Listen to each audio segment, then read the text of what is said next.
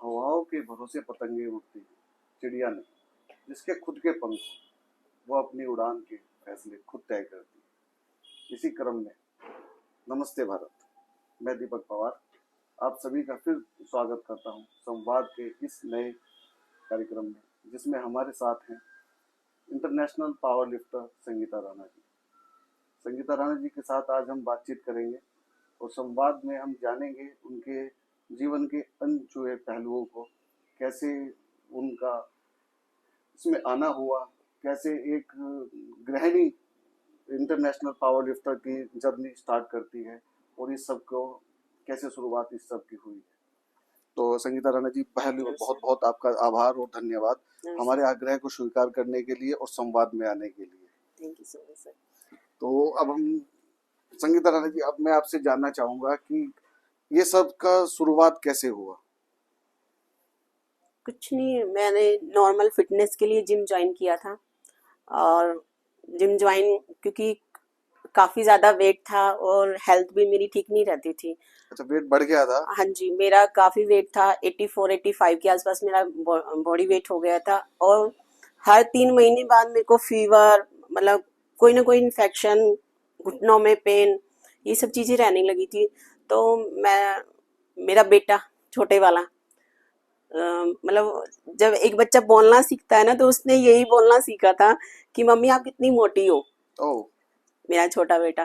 तो फिर जब तबीयत खराब रहने लगी और बेटा भी बोला, मतलब बेटे की थोड़ी सी बातें लगी मेरे को, तो मैंने जिम ज्वाइन किया। जिम ज्वाइन करने के बाद में मैंने वेट कम किया अपना 24 kg। 24 kg वेट कम करने के बाद में मेरे गुरुजी हैं मिस्टर तलवार, ओके। उन्होंने एक कंपटीशन हो रहा था जिम में, तो ऐसे ही मतलब बॉडी थोड़ी ठीक हो गई थी, मेरी फिटनेस अच्छी हो गई थी। तो गुरुजी बोले कि संगीता जी, राणा जी आप कुछ कर सकते हो। तो मैंने कहा सर मैं क्या करूँगी। कह रहे भैया ना नीचे प्रैक्टिस करा रहे हैं, काफ़ी सारी लेडीज प्रैक्टिस कर रही हैं और आप भी जाके देखो। मैंने कहा सर मैं कर सकती हूँ। कह रहे क्यों नहीं कर सकती हो, राणा जी हो आप, क्यों नहीं कर सकते। अरे, तो मैं घर आई तो मैंने अपने हस्बैंड से बोला, मैंने कहा सुनो, सर ऐसे बोल रहे थे आज मेरे को। कह रहे ठीक है कर लो तुम। तो मतलब आपको हस्बैंड का एकदम से सपोर्ट मिल गया? हस्बैंड का तो पूरा सपोर्ट था जिम ज्वाइन करने में भी, और आज मैं चाहूँ, मेरे हस्बैंड, मेरे पापा, मेरी ससुराल, मेरा मायका आज हर कदम पे मेरे साथ हैं। और वहीं से मेरी बस जब मैंने नीचे गई, भैया बोले कि आप नीचे चलिए, चलो आपकी प्रैक्टिस कराते हैं और आप थोड़ा कुछ खा के आना। तो मैं खा के गई, सुबह का टाइम था और मैंने जो 1 साल से लेडीज तैयारी कर रही थी, वेट उठा रही थी, मैंने फर्स्ट डे वो वेट उठाया। कितना केजी वेट था वो? 105 kg 105 केजी आपने पहली बार में उठा लिया? फर्स्ट डे मैंने, हाँ जी। तो जब आपने 105 केजी वेट उठाया तो उस टाइम पे आपका वेट कितना हो गया था?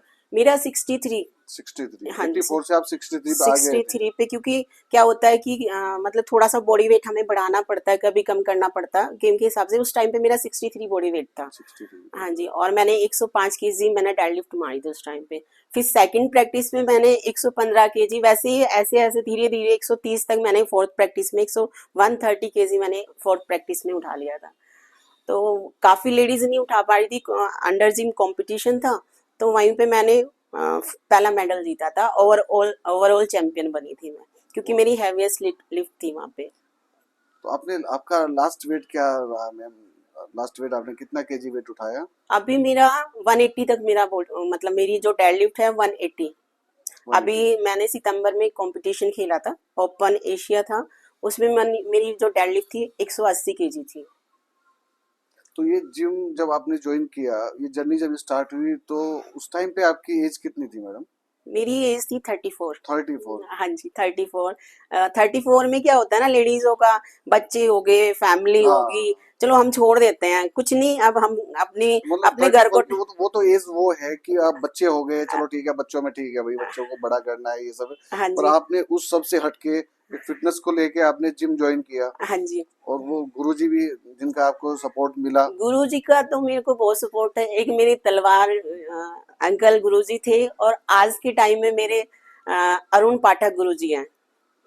वो भी मेरे, मतलब मुझे एक जो गुरु होता है ना, जो हर कदम पे अच्छा बुरा क्या है वो हर चीज को मेरे को समझाते हैं। मैं पाठक सर को बहुत ही मानती हूँ, बहुत, अरुण पाठक सर को। आज मैं जहाँ पे मेरी पहचान है, मेरे को अवार्ड मिल रहे हैं, सब उन्हीं की देन है।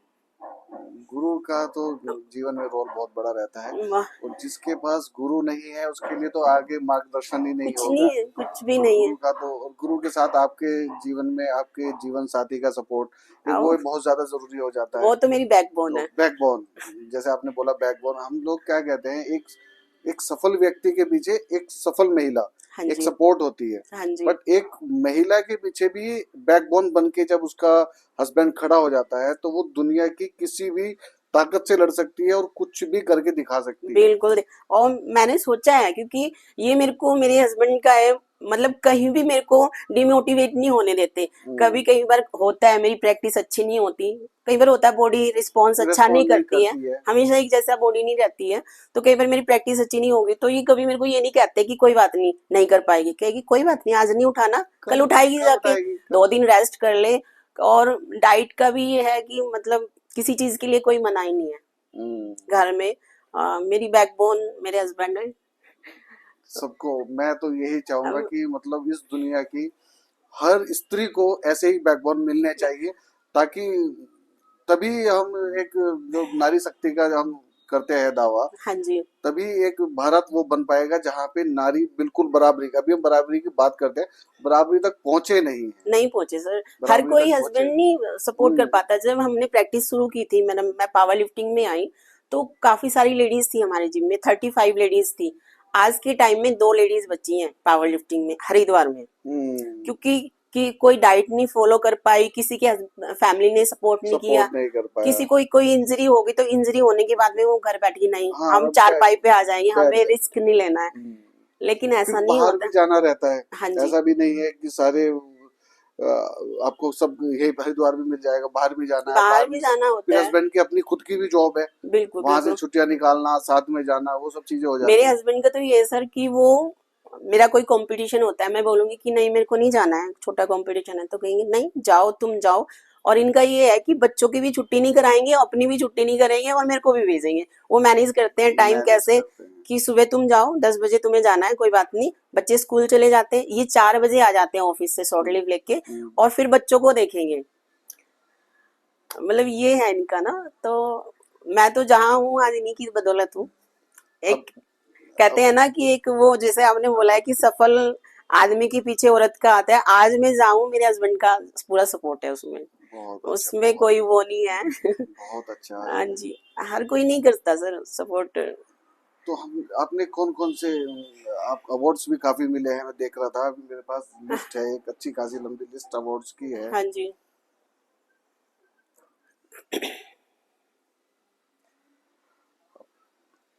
सिल्लू रतुली अवार्ड आपको 2024 में मिला, हाँ जी, और ये 2024 में ही आपको मिला हरिद्वार गौरव सम्मान, जी सर, गढ़वाल रत्न, जी सर, नारी शक्ति सम्मान, जी, और इसमें मैं देख रहा हूँ सुषमा स्वराज अवार्ड भी आपको 2023 में हाँ मिला। जी, 23 में मिला था। हमारी गवर्नमेंट की तरफ से, उत्तराखंड सरकार की तरफ से पहला अवार्ड था सर वो मेरा, सुषमा स्वराज अवार्ड।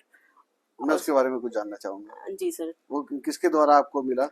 ये मदन कौशिक सर थे, हम्म, मदन कौशिक जी, और माननीय विधायक हाँ मदन जी जी, हमारे विधायक जी, और पूर्व मुख्यमंत्री पोखरियाल जी। रमेश निशंक हाँ, पोखरियाल जी। जी जी जी सर, अच्छा अच्छा जी अच्छा। सर।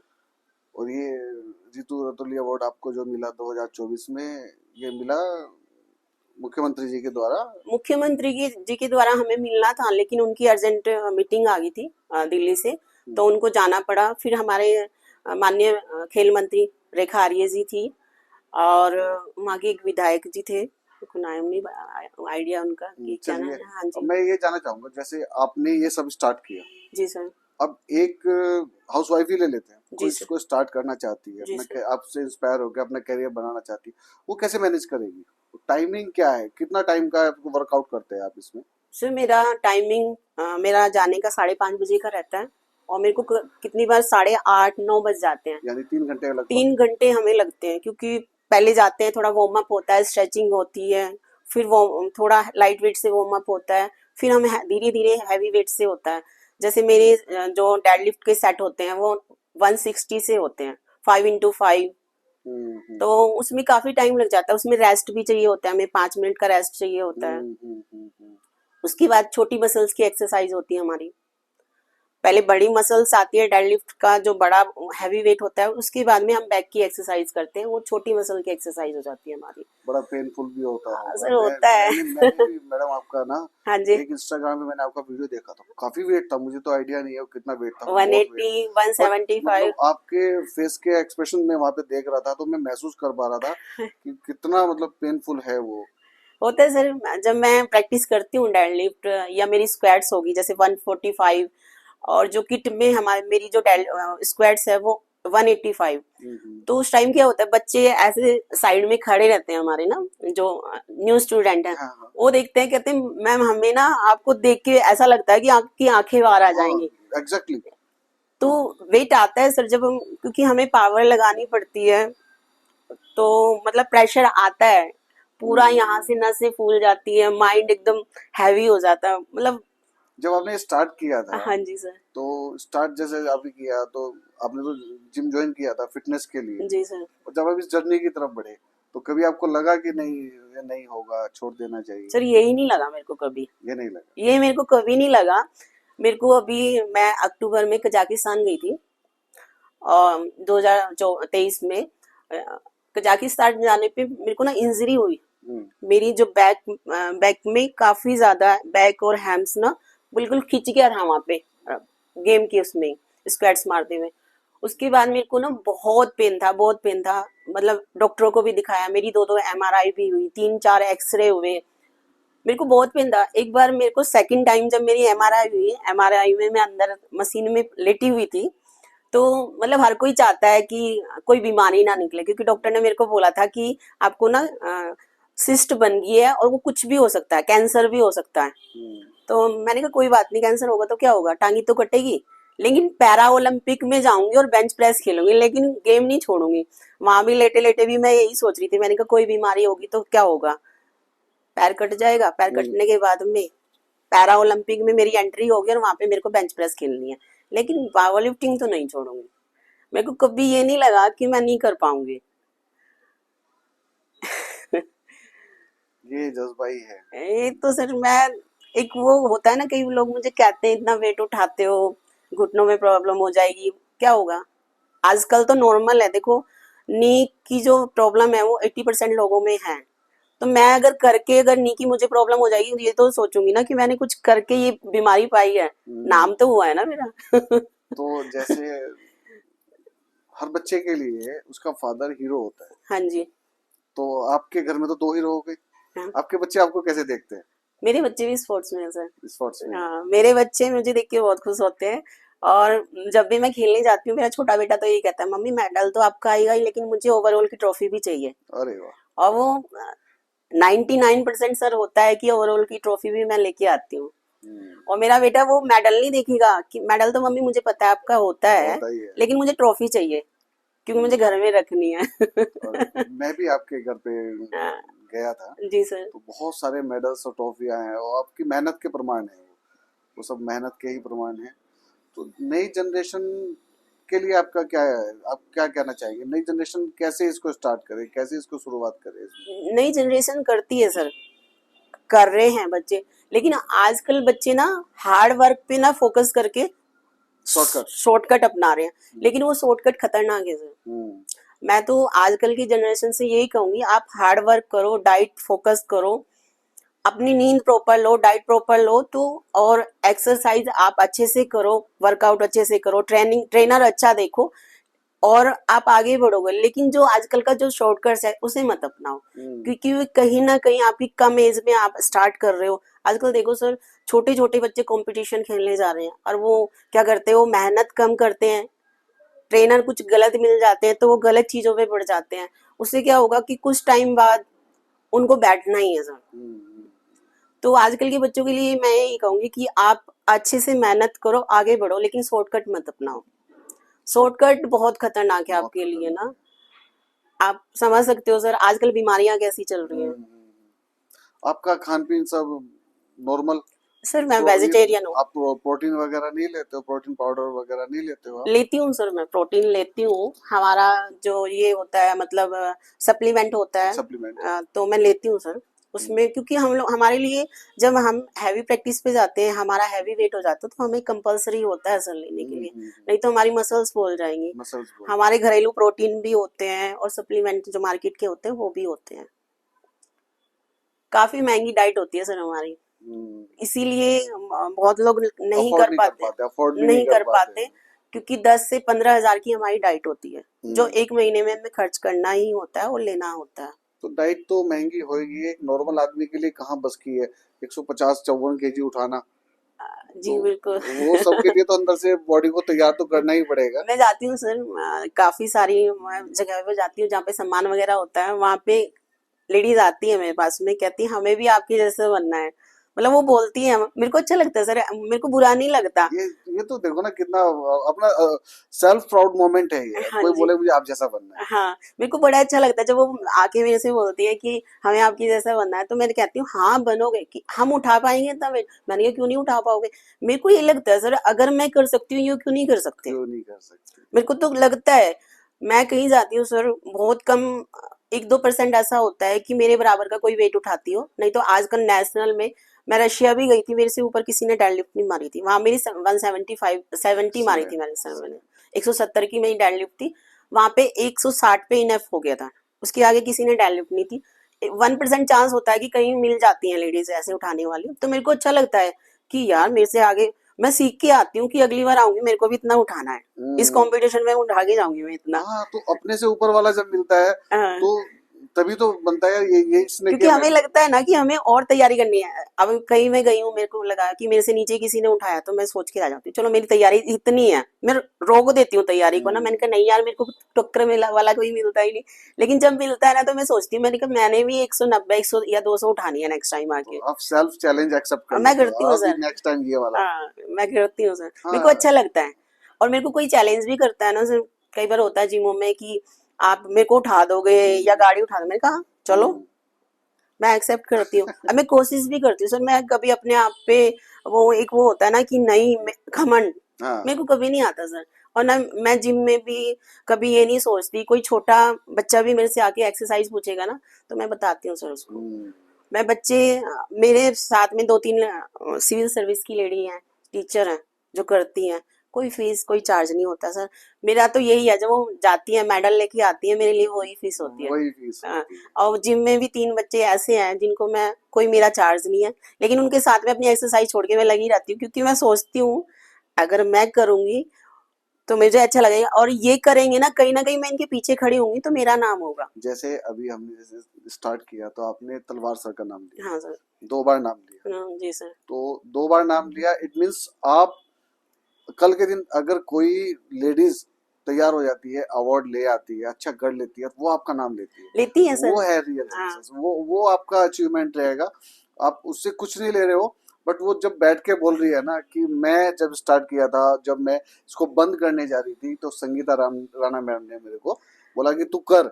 लेती है सर, अभी कविता मैम है, टीचर है वो, पीटीआई अलग सर में, तो उनका नेशनल था पिछले साल ना सर, मार्च में, मैं भी गई थी उनके साथ में एज ए कोच।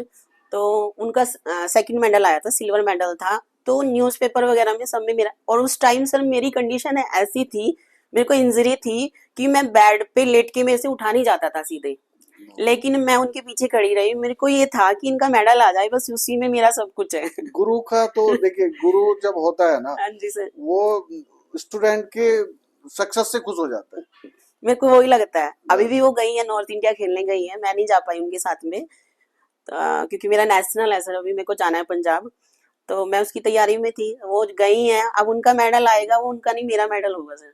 ये एग्जैक्टली है ना? जैसे कि हम हमेशा बोलते हैं, एक पिता हमेशा अपने बच्चों को आगे देखना चाहता बिल्कुल सर। है, लाइक ऐसे ही एक गुरु हमेशा चाहता है कि उसका शिष्य उससे भी बेटर करे। मेरे को लगता है सर, अभी 2 बच्चे मेरे अंडर में तैयार हो रहे हैं, दोनों फ्रेंड हैं, आकाश और शिवानी। परसों मैं उनको स्क्वैट्स करा रही थी, तो वो कर चुका था अपने सेट ना, पूरे प्रॉपर सेट कर चुका था 5x5। उसके बाद में उसको लगा कि मेरे को वीडियो बनानी है इंस्टाग्राम पे, और वो वीडियो के चक्कर में सेल्फ कर रहा था, वैसे मैं उसके पीछे खड़ी रहती हूँ। और वो थोड़ा सा मुझे लगा वो डाउन जाने के बाद ना उठ रहा है तो आगे झुक रहा था, ऐसे मेरे को लगा उसकी गर्दन पे वेट आ जाएगा। और मैं भागी, मैंने कहा गिर ना जाए, उस चक्कर में उसकी वीडियो भी खराब होगी। लेकिन उस वीडियो को उसने कल स्टेटस पे डाला और पूरा मेरे बारे में लिखा, तो मेरे को तो वही अच्छा लगा कि मतलब लिख रहे हैं बच्चे मेरे बारे में ना। एक कहीं ना कहीं मेरे को उससे मोटिवेट मिलता है, मोटिवेशन मोटिवेशन मिलता है, मिलता है सर मोटिवेशन ना। मेरे को और लगता है कि मैं और अच्छा कर पाऊंगी इन बच्चों की वजह से। देखो क्या है ना, मतलब आप जैसे हो, हाँ जी, एक माली की जिम्मेदारी है कि नई पौध को तैयार करना। बिल्कुल सर, आप वो नई पौध को ही तैयार कर रहे हो आप। मेरे को और नहीं, लगता और है। वो पौध जिस दिन वृक्ष बनेगी ना, हाँ और जी, जब वो मेडल लेके आएंगे और आपके कदमों में रखेंगे, मैम बिकॉज ऑफ यू, बिल्कुल सर। आपने तैयार किया, वो मोमेंट गजब होगा। हाँ जी, क्योंकि हम हमेशा नहीं बने रह सकते, कभी ना कभी हमें रिटायर होना ही बिल्कुल है। सर, वो तो होता जब है। हम रिटायर हो और जो हमारे द्वारा तैयार किए हुए बच्चे हैं और वो स्टेज पे खड़े होकर नाम ले कि Sangeeta Rana ma'am because of you hmm, आपने किया ये, तो वो मोमेंट मैं मतलब आपकी आंखों में महसूस कर पा रहा हूँ कि आप जो बच्चे तैयार कर रहे हो वो कितनी लगन और कितनी मेहनत से कर रहे मैं हो। चाहती हूँ सर कि मैं कभी रिटायरमेंट ना लूं। हम्म, मेरा तो मन ये है सर, मैं कभी रिटायरमेंट लूं ही ना। वो टाइम आए कि मेरे को मतलब भगवान ने चाहा मैं ठीक रहूं, स्वस्थ रहूं और मैं गेम खेलती रहूं। मेरे को बिल्कुल। रिटायरमेंट लेना ही नहीं है। कभी कभी होता है जिम में लोग बातें करते हैं, जैसे कोच भी होते हैं, वो भी कहते हैं कि मैम हमेशा थोड़ी आप खेलते रहोगे। नहीं, मैंने कहा एक रिकॉर्ड बनाया सर, 92 ईयर्स की लेडी ने 92 केजी की वो मारी है डेड लिफ्ट, वर्ल्ड हम्म, रिकॉर्ड है उसका। तो मैंने कहा मेरे को उस एज में जाना है, अरे मेरी शुभकामनाएं आपके साथ है। मेरे को आप उस एज में जाना है। उससे भी आप आगे जाओगे, उससे भी आगे जाओगे। और जब भी उसके साथ साथ जो टैलेंट आपने बनाया है, जो टैलेंट आपके द्वारा निकलेगा, वो भी आप ही होगे, बिल्कुल सर, मैं वो तो भी आप चाहती ही हूँ सर, होगे। बिल्कुल तो चाहती हूँ। जब भी वो भी परफॉर्म करेंगे ना, तो उनकी परफॉर्मेंस में भी आपकी झलक आएगी, क्योंकि स्टाइल आपका होगा। बिल्कुल सर, मैं मतलब लगता है जब मेरे स्टूडेंट या मैं थोड़ा भी किसी को सिखाती हूँ, वैसे तो हमारे कोच हैं सर, वो ही सिखाते हैं बच्चों को। लेकिन कभी कभी वो नहीं आते और वो बच्चों को लगता है कि नहीं नहीं संगीता मैम के साथ हम करेंगे सर, क्योंकि थोड़ा सा लगता है ना, हैवी वेट जब उठाते हैं तो बच्चों को मोटिवेशन मिलता है। तो मतलब वही होता है कि बच्चे जब वेट उठाते हैं और मतलब मेरे को इतना अच्छा लगता है ना कि ये वेट नहीं उठा रहे हैं, मैं उठा रही हूँ। हाँ, और मैं तो चाहती हूँ, अभी एक प्रोग्राम में मैं गई थी तो एक लेडी मेरे को मिली, उनका नाम भी संगीता ही है, शिवालिक नगर में रहती हैं। कह रही मैम मेरे को भी पावर लिफ्टिंग करनी है, जिम ज्वाइन करना। मैंने कहा हाँ आप करो जिम ज्वाइन। कहते आप कहाँ जाते हो? मैंने कहा मेरा थोड़ा दूर है, क्योंकि पावर लिफ्टिंग का यहाँ आस पास में ही नहीं है, मैं थोड़ा दूर जाती हूँ, घर से 12-13 किलोमीटर पड़ता है। कहते अभी तो मैं नहीं जा पाऊंगी। मैंने कहा आप 4 महीने यहीं आसपास में जिम ज्वाइन कर लो, 4 महीने के बाद क्या होगा, बॉडी को आदत हो जाएगी, हैबिट में आ जाएगी बॉडी, एक्सरसाइज आप सीख जाओगे थोड़ा सा। फिर मैंने ये बोला मैं आपको अपने साथ लेके जाऊंगी स्कूटी पे, अरे मैं आपको अपने साथ लेके जाऊंगी और जितने टाइम में वहां पे एक्सरसाइज करूंगी मैं आपको एक्सरसाइज कराऊंगी। कहते मैं आपकी जैसी बन जाऊंगी। मैंने कहा हाँ क्यों नहीं बनोगे, आप मेरे से भी अच्छे बनोगे। अरे मैं तो चाहती हूँ, मतलब कोई लेडी ऐसे बोलती है ना सर, मैं चाहती हूँ ये मेरे से भी अच्छी देखो बने। देखो देखो, मतलब ये है ना, ये यही तो है। मेरे मन में कभी ये नहीं आता कोई अच्छा आदमी अच्छा करके अगर स्टेज से उतर रहा है, मेरे मन में कभी ये नहीं आएगा कि यार मैंने तो इतना अच्छा नहीं किया। मतलब एक जलस जो हो जाती है ना, मेरे को कभी नहीं होती, नहीं, मेरे वो को अच्छा लगता वो है। कभी आनी भी नहीं चाहिए। जेलस हम्म, की भावना से क्या होता है ना, हम खुद के साथ ही अन्याय करना शुरू कर देते हैं। बिल्कुल सर, तो ये तो पुरानी कहावतें भी हैं, और सब कहते हैं कि ज्ञान बांटने से बढ़ता है। बिल्कुल और जो टैलेंट आपने पाया है, ये गॉड गिफ्ट भी है और साथ में आपकी मेहनत भी है। और ये अगर आपके द्वारा और लोगों को भी मिलता है और लोग प्रोत्साहित होते हैं और लेडीज नारी शक्ति इसमें आती है, तो अच्छा ही है। मैं चाहती हूँ सर आए, घर से बाहर निकले लेडी। और मतलब ये है कि देखो हमने घर में क्या है, 24 घंटे हमारे पास घर के लिए हैं। 24 के 24 घंटे आप लगे रहोगे, कोई बोर्ड पे आपके लिख के नहीं रखेगा कि हाँ भाई 24 घंटे आपने घर को दिए। लेकिन 24 घंटे में से आप 3 घंटे, मतलब मिनिमम आप 1.5 घंटा 2 घंटे भी अपने अपने लिए आप को दे निकाल दो, रहे हो ना, अपने आप को दे दो। निकाल रहे हो ना, तो आपका देखो आप फिट हो जाओगे, बीमारियां आपकी कम हो जाएंगी। और अगर आप किसी फील्ड में आगे निकल सकते हो तो आपकी पहचान बनेगी ना उसमें। पहचान बनेगी। तो वो अच्छा है ना। ठीक है हम घर में तो कर ही रहे हैं, मैं भी करती हूँ सर घर में काम, मेरे भी 2 बच्चे हैं, मेरे हस्बैंड है, घर का काम भी होता है, मैं मैनेज करती हूँ। लेकिन मैं दिन में मैनेज करती हूँ, शाम के लिए मैं अपनी एक्सरसाइज पे और अपनी डाइट पे रहती हूँ कि मेरे को ये करना है। तो मैम जैसे अब ये 38वें राष्ट्रीय खेल उत्तराखंड में हो रहे हैं हमारे वंदना कटियार कटियार। स्टेडियम रोशनाबाद में, जी तो उसमें आपकी क्या भूमिका है? सर, भूमिका तो मेरी तैयार थी। हमारा सब कुछ तैयार था, हम प्रैक्टिस भी कर रहे थे और गेमों के लिए हम बिल्कुल प्रिपेयर थे। हमारा एक स्टेट पीआई का हमारा स्टेट हुआ था, हमारे फेडरेशन का स्टेट का गेम था हमारा। तो वहाँ पर हमारे खेल सचिव अमित सिन्हा सर और हमारी खेल मंत्री रेखा आर्य जी आई थी। हम्म, उन्होंने सभी पावर लिफ्टरों से प्रॉमिस किया था कि आपकी पावर लिफ्टिंग हम नेशनल गेमों में, जो उत्तराखंड में अभी 38वें नेशनल गेम होने हैं, वो हमारी आपका गेम हम डालेंगे और खिलाड़ी तैयार रहें और अपनी अपनी प्रैक्टिस अच्छे से करें। तो हम लोग तैयार थे सर। एक लिस्ट आई, हम लोग गोवा में नेशनल गेम खेलने जा रहे थे, उसी ग्रुप में हमारी एक लिस्ट आई, उसमें 7वें नंबर पे हमारी पावर लिफ्टिंग थी। हम लोग तैयार रहे, खुश रहे, लेकिन उसके बावजूद भी मैं 2 बार अमित सिन्हा सर से मिली, रेखा आर्या मैम से मिली। सबने यही बोला, किसी ने ये नहीं बोला कि आपका गेम नेशनल गेमों में नहीं है, आप तैयारी कीजिए, आप तैयारी कीजिए। यहाँ तक कि मेरे को ये बोला गया कि हम आपको स्पेशल इनवाइट करेंगे, आप तैयारी कीजिए।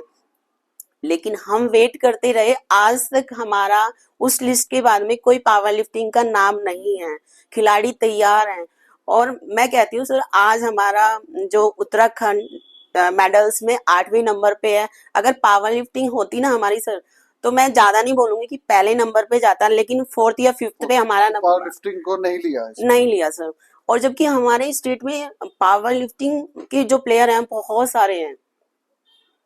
मतलब मैं हर कैटेगरी में मेडल था सर, हर कैटेगरी में, हर वेट कैटेगरी में हमारा मेडल था। लेकिन मेरे को नहीं पता क्या हुआ। काफी इन्होंने प्रयास भी किए हैं, अमित सिन्हा सर ने, रेखा आर्या मैम ने काफी मतलब प्रयास किए हैं, लेकिन हमारी पावर लिफ्टिंग नहीं आई है। पावर लिफ्टिंग जबकि से पहले नहीं पावर लिफ्टिंग नेशनल गेमों में थी, काफी जॉब भी मिली है रेलवे में, फॉरेस्ट विभाग में। आज खिलाड़ी हमारे मेडल लाते हैं फेडरेशन की जो नेशनल होते हैं, लेकिन क्या फ्यूचर है सर उनका? तो पावर लिफ्टिंग को क्या उत्तराखंड सरकार की तरफ से क्या कुछ प्रोत्साहन, कुछ सहयोग प्राप्त होता है क्या? कुछ कोई सहयोग नहीं है सर, कोई सहयोग नहीं है।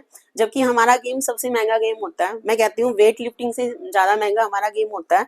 हमारी एक किट होती है सर, उसमें बेंच प्रेस और स्क्वाट्स और डेडलिफ्ट की अलग अलग किट होती है। हमारी जो बेंच प्रेस की जो किट होती है सर, वो जो एक टी शर्ट होती है, वो 21,000 की आती है। उसके बाद में हम स्क्वाट्स की किट खरीदते हैं, वो 20,000 की होती है। हम डेडलिफ्ट की किट खरीदते हैं, वो 19,000 की होती है। उसके बाद पे पैरों पे जो पट्टी बांधते हैं, वो 8,000 की होती है। नी कैप 12,000 की होती है। हाथों पे रिस्ट पहनते हैं, वो 8,000 की होती है। तो हमें गवर्नमेंट की तरफ से कोई सपोर्ट नहीं ये मिलता, मतलब ये एक कारण हो सकता है, जैसे आपने बोला कि आपके साथ लगभग 36 या 37 महिलाओं ने स्टार्ट किया और बाद में 2 बची। हाँ जी, अभी इतना महंगा है तो हर कोई तो अफोर्ड नहीं कर सकता है। इसमें अगर गवर्नमेंट भी सहयोग करे तो गवर्नमेंट को सहयोग करना भी चाहिए। वो कर महंगा है इसलिए भी फिर क्या है, अब हस्बैंड अपना घर चलाए या फिर उस पे खर्चा करे। आदमी सोच बिल्कुल लेता है बिल्कुल चुप सर। रहने दो यार, बहुत महंगा है, तुमने पंगा ले लिया। और फिर जिम की फीस भी होती, कोई हमें हमारा कोई सेंटर तो नहीं है कि साई में हम जा रहे हैं, हमें डाइट भी मिल रही है, हमें सामान भी मिल रहा है, हमें कुछ नहीं जिम मिलता। फैसिलिटी सब प्राइवेट है, प्राइवेट है सर, सब ओन प्राइवेट खर्चे है। है ही। यहाँ पे मैं तो गवर्नमेंट से यही चाहूंगी कि हमें एक वेट लिफ्टिंग और एक पावर लिफ्टिंग का सेटअप बना के दे दे, जिससे जो चाहे वेट लिफ्टिंग, क्योंकि वेट लिफ्टिंग का काशीपुर से अलावा कहीं पे सेंटर नहीं है। कोई मतलब देहरादून में भी वेट लिफ्टिंग नहीं है। आपको मैं बीच में रोकूंगा, जी मुझे एक चीज याद आ गई। जी मैं सर। कल अभी कहीं जब ये 38वें राष्ट्रीय खेलों की बात आ रही थी, तो कहीं मैंने पढ़ा था कि खेलेगा इंडिया तो खिलेगा इंडिया। खिलेगा इंडिया। तो मैं इस पे एक स्लोगन देना चाहूंगा जी जी। कि खेलेगी नारी तो पड़ेगी सब पे भारी। सब पे भारी। और वही होता है ना सर, कि नारी भारी नहीं पड़नी चाहिए।